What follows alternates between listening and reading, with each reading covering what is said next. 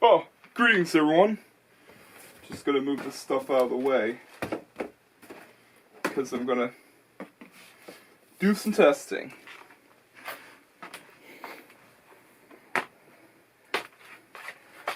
And this guy, whoops, get the AC adapter out of the way, is returning for a second time. Yeah, you've seen this TV in the 13th episode of Bandito's Thrifting Adventures, aka Bandito Thrifts. This is the Hisense TV DVD player combo unit that is there to replace the Sharp TV VCR combo. And you might be wondering, can this TV stream content? Well, the answer to that is coming in a bit. As you might have known, I got this on streaming stick on clearance. Yeah, it was marked down to $42.63, although I had to pay tax. So yeah, it was marked down from its original price because it was on clearance and Walmart wanted to get rid of it.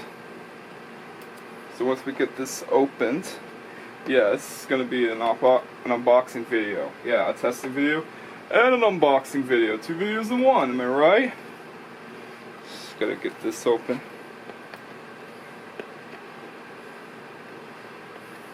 Do not want to knock over the kabush of Frenda. Yeah. They put some solar tape on it. Yeah.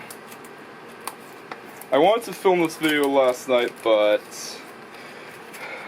there's a sprint race in Silverstone in Formula 1. I had to review that. And, of course, watch it. Yeah, there we go. There it is, with its eco-friendly packaging. And yeah, it's still in the box with a white remote. So, once we get all the contents out, we can test to see how well it will work.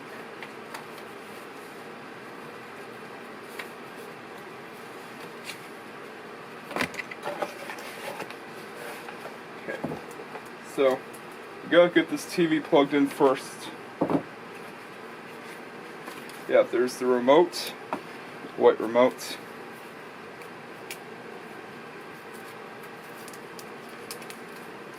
Still got all the contents.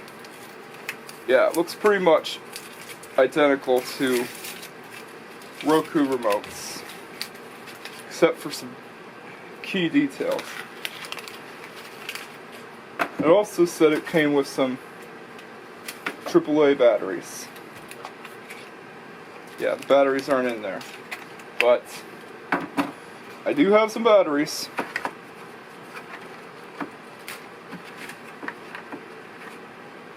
Yeah, there are the batteries themselves. We won't be needing them. Yeah, so it's cheap batteries. I got a bunch of Duracells that I could use. And there's the stick itself. Yeah, this is the Google TV stick. Fits right in there with the thingy. Alright, go. Excuse the interruption. Yeah, someone decided to do laundry. But here's a size comparison. I brought one of the 2 Roku remotes I have. Here it is alongside the Google remote. Yeah, they're nearly the same size. I think the Google remote is a bit shorter. It also comes with an AC adapter. It's USB-C. Yeah, and the TV stick. So yeah, that's all the components. And I'll test this thing out once I get the batteries in and get the TV set up. So, let's go! Here we go. It actually works.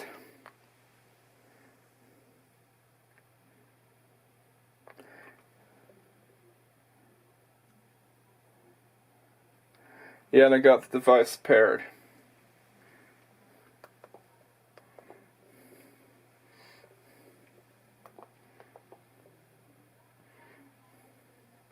Alrighty, so I gotta get out my phone.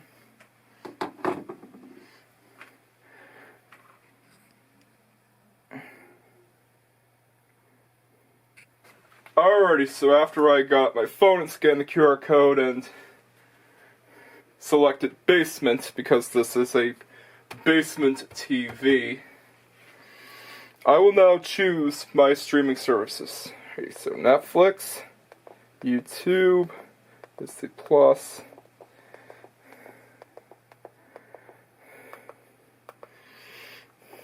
Apple TV, no TSN on there, sadly. I don't use Spotify.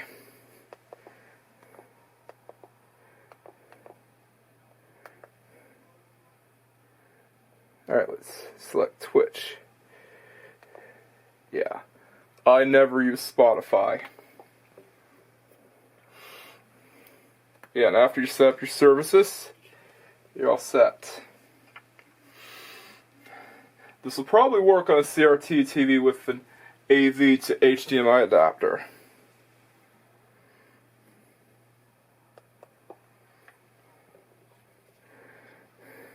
And now it's setting up the Google TV.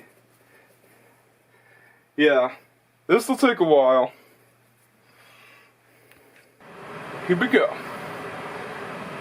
It is ready. Yeah, during the final step I tried to sign into my account, but then I realized that this account already exists on this device. Yeah, I signed in beforehand. And it did ask for my email, but my account already exists on my device as I already signed in before it asked for another account.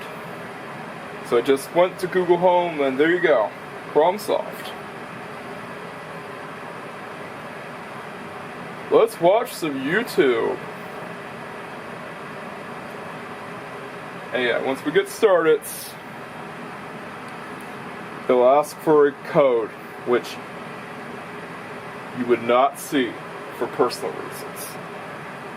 We're in. Moment of truth. Can you watch YouTube on something that is better off being e-waste? Yeah, this TV is older than some people watching this video. And it still works. It's back when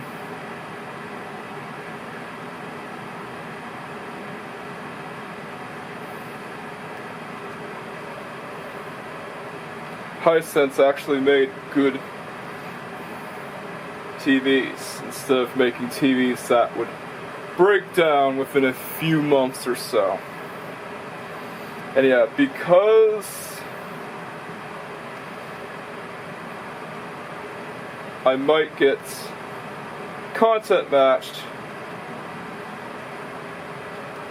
for watching someone else's videos, I'm going to search one of my own videos.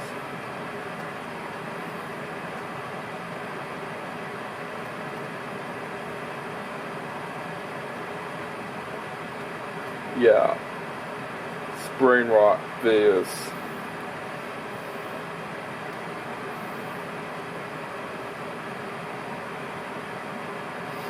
Yeah, it doesn't show up on the search results. Somehow, even though I made the video. Yeah, I'm gonna try looking in my library. Alright, go to my videos and try to look for Gianna Piccolina.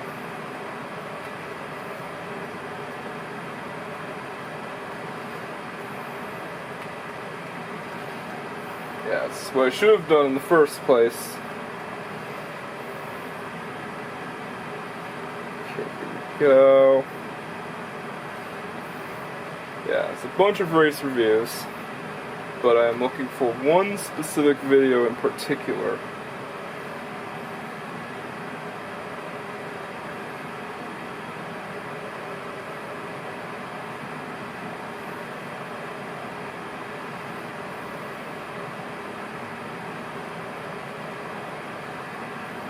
Okay, let's see.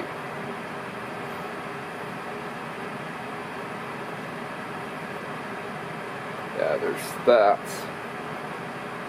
There it is. Okay, so click on that.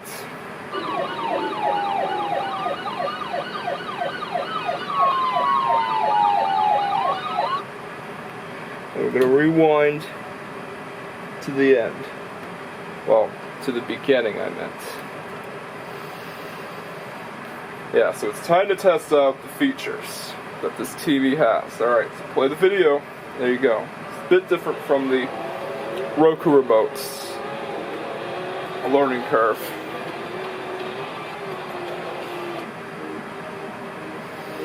Yeah, there's a disclaimer.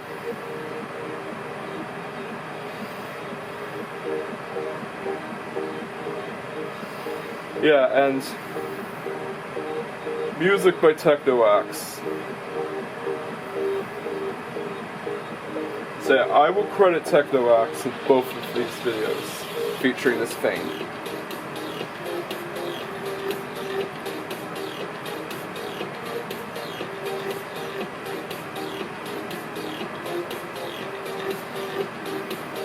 Okay.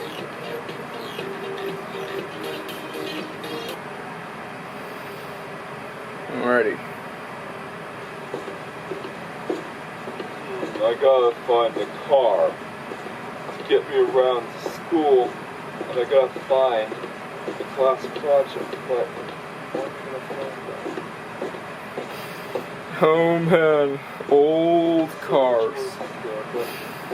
I don't know which one to choose. Yeah, this is actually Belasco, but it's supposed to take place in Royal Woods, Michigan. The setting of the show itself, if you ever watched the show. Yeah, no, not everyone likes the Loud House, but it's where the show takes place. Although, in my opinion, I don't think the Loud House deserves to be hated as much as people think it does, despite the creator's controversy, which I will not get into, because a bunch of people already talked about this in great length and I have nothing new to add. So, I won't be talking about the creator's controversy and all that jazz.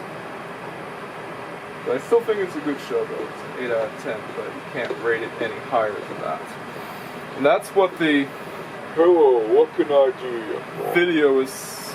Well, I'm looking for a car to get me to school, but I also want to do a project for the science fair that's coming in a few weeks. Well, let me see what's here for ya.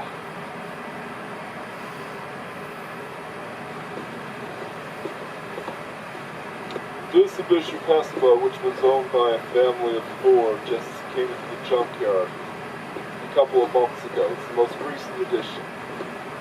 It'll cost you $1,000.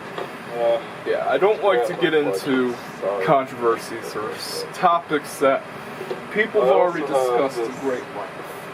Capital Barstow. Yeah, especially when it comes to the history of the Lego family or stuff like that. So, that's... Yeah, the family that founded the Lego company. Okay, and I also have this Gabriel Blue Box, which, of course, as you can see, it's seen better days. I'll walk around it. Yeah, Yeah, it does stream content. So there you go.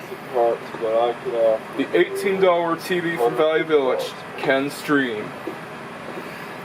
And hopefully I'll do some more testing with some older CRTs with an adapter. Special, which also has That's enough of that. It has all the parts. I also watched TSN on this thing. Yeah. And it actually works. Well, I did watch Formula 1 qualifying because that's what's on right now, and the thing actually streams TSN. In fact, it does stream it a lot better than some of the other devices. Not bad for something that's better off being in the recycling depot and being e-waste. If it works, it works, so yeah. It just goes to show that even an old TV like this can stream.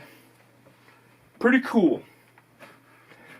But anyways, it is time for some bonus content. Greetings, F1 enjoyers. I decided to throw this race review in as a bonus. This year's F1 sprint race at Silverstone begins with the formation lap to get to the grid, as again, Formula 1 does not do rolling starts, and Lewis Hamilton and Kimi Antonelli vying for the lead.